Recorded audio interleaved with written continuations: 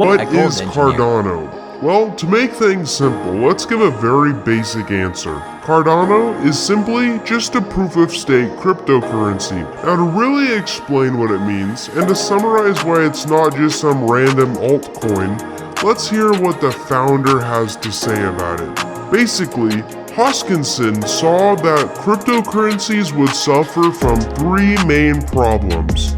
These problems are scalability, interoperability, and sustainability. Let's go through each of these issues to understand the intentions behind the project. Number one is scalability.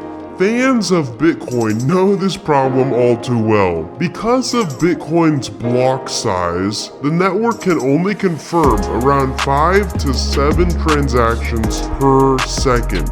Now this is not even comparable to the Visa behemoth that can do tens of thousands of transactions per second. The block size debate in Bitcoin raged on for years, but at least one question remains for basically any cryptocurrency. How can this project scale?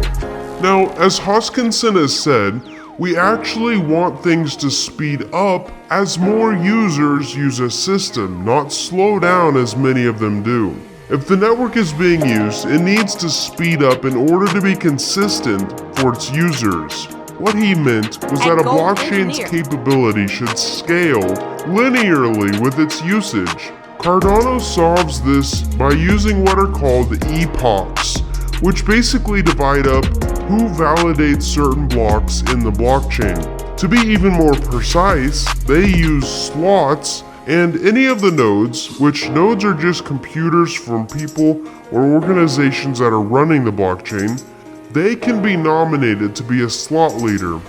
These terms don't really need to mean much to you, but they are what allows Cardano's proof of stake to scale. Cardano calls this system ouroboros, but ouroboros could warrant its own video due to its complexity.